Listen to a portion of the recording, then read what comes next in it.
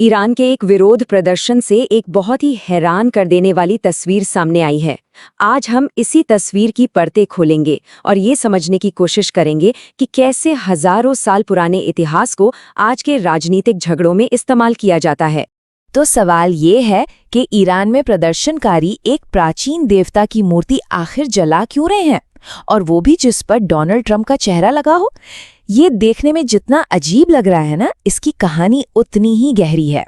तो चलिए इस पूरी गुत्थी को सुलझाने के लिए इसे टुकड़ों में तोड़कर देखते हैं। वो प्राचीन देवता कौन था, आज के दौर के ये राजनीतिक चेहरे कौन हैं, और ये सब किस जियोपॉलिटिकल कॉन्टेक्स्ट में हो रहा है।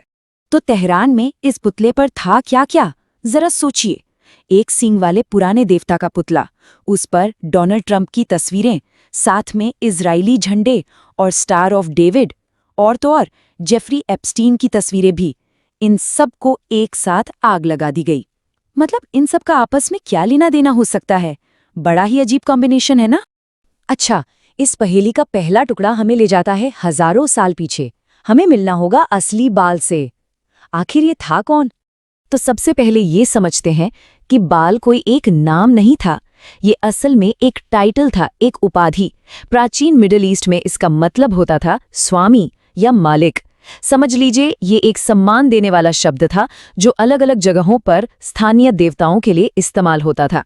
और सबसे मजेदार बात यह है कि बाल की जो असल पहचान थी वो नेगेटिव बिल्कुल नहीं थी। वो तो बारिश और तूफान का देवता था, मतलब खेती और खुशहाली का प्रतीक। जो समाज खेती पर निर्भर थे, उनके लिए तो वो एक तरह से जीवन देने वाली शक्ति था, जो बारिश के मौसम के साथ मौत और फिर नए जीवन के चक्र को दिखाता था। तो फिर सवाल उठता है, एक जीवन देने वाला देवता एक विलन, एक दानव कैसे बन गया? यहीं से कहानी में एक बहुत बड़ा ट्विस्ट आता है, जिसने बाल की पूरी इमेज ही हमेशा के लिए बदल कर रख दी। हुआ ये कि जैसे जैसे एक ईश्वरवादी, मतलब एक ही ईश्वर को मानने वाले धर्म जैसे प्राचीन इजरायली और यहूदी धर्म मजबूत होने लगे, तो दूसरे देवताओं की पूजा को मूर्ति पूजा या गलत कहा जाने लगा। और यहीं से बाल का विरोध शुरू हुआ। उसे एक झूठा भगवान करार भी दिया गया। ये बदलाव देखिए कितना बड़ा था। एक तरफ जो पहले प्रकृति और जीवन का प्रतीक था, अब उसे एक झूठी मूर्ति और एक पिछड़ी हुई संस्कृति का प्रतीक बना दिया गया। जो कभी एक ताकतवर स्थानीय देवता था, उसे अब एकमात्र सच्चे ईश्वर का दुश्मन बता दिया गया। और जो खुशहाली लाता था, उसे भ्रष्टाचार और बुराई का चेहरा बना दिया गया। तो चलिए अब टाइम मशीन में बैठकर वापस आज के दौर में आते हैं। अब हम ये देखेंगे कि कैसे इन हजारों साल पुराने प्रतीकों को आज के दौर में एक हथियार की तरह इस्तेमाल किया जाता है, एक मनोवैज्ञानिक हथियार। और इसके पीछे की साइकोलॉजी, इसका मनोविज्ञान बहुत ही सिंपल लेकिन उतना ही पावरफुल है। जब भी किसी को अपने दुश्मन को अनैतिक, शैतानी या धर्म का दुश्मन दिखाना होता है, तो वो अक्सर ऐसे ही पुराने प्रतीकों का सहारा लेते हैं। ये प्रोपेगेंडा की स्ट्रैटेजी काम कैसे करती है? देखिए, इसके 3 सिंपल स्टेप्स हैं। पहला, बाल जैसा कोई पुराना प्रतीक उठाओ जिसकी इमेज पहले से ही नेगेटिव हो। दूसरा, उस प्रतीक को अपने आज के राजनीतिक दुश्मन के साथ चिपका दो। और तीसरा, इस पूरे पॉलिटिकल झगड़े को ऐसे दिखाइए जैसे ये कोई आम लड़ाई नहीं, बल्कि अच्छाई और बुराई के बीच की एक बहुत बड़ी जंग हो। तो अब सारी कड़ियों को जोड़ते हुए वापस ईरान वाले मामले पर आते हैं। समझते हैं कि वहां इन्हीं खास प्रतीकों को एक साथ क्यों इस्तेमाल किया जा रहा है। इसके लिए ईरान का कॉन्टेक्स्ट समझना बहुत जरूरी है। देखिए, 1979 में इस्लामी क्रांति हुई और तब से ही पश्चिम के साथ ईरान के रिश्ते तनाव भरे रहे हैं। और हाल के सालों में तो ये तनाव और भी बढ़ गया है।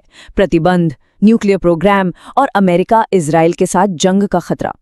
तो ऐसे में जब क्रांति की सालगिरह पर प्रदर्शन होते हैं, तो उनका एक मकसद ये भी होता है कि लोगों को एक बाहरी दुश्मन के खिलाफ एकजुट किया जा सके। और ठीक इसी कहानी के बीच में एक एकदम नया और कह सकते हैं कि एक बहुत ही चौंकाने वाला एंगल जुड़ जाता है, जेफरी एप्स्टीन का केस। हुआ ये कि एप्स्टीन केस से जुड़े किसी एक ईमेल में बाल नाम के एक अकाउंट का जिक्र आ गया। बस इतनी सी बात काफी थी। इसी एक बात ने इंटरनेट पे कॉन्स्पिरेसी थ्योरीज की आग लगा दी कि दुनिया के अमीर और पावरफुल लोग किसी गुप्त पंथ का हिस्सा है और शैतानी पूजा करते हैं। अब यहाँ एक बात साफ कर लेना बहुत जरूरी है। ये जो कनेक्शन है ये ज्यादातर इंटरनेट की अफवाहों और कॉन्स्पिरेसी थ्योरीज पर ही टिका है। इस बात का कोई ठोस सबूत नहीं है कि कोई भी एलीट बाल की पूजा करता था या ऐसे किसी कर्मकांड में शामिल था। इस कनेक्शन का इस्तेमाल सिर्फ दुश्मनों को नैतिक रूप से गिरा हुआ या शैतानी दिखाने के लिए किया जाता है। और क्योंकि डोनाल्ड ट्रंप और एप्स्टीन के बीच दोस्ती थी तो इस कहानी को और मजबूती मिल जाती है।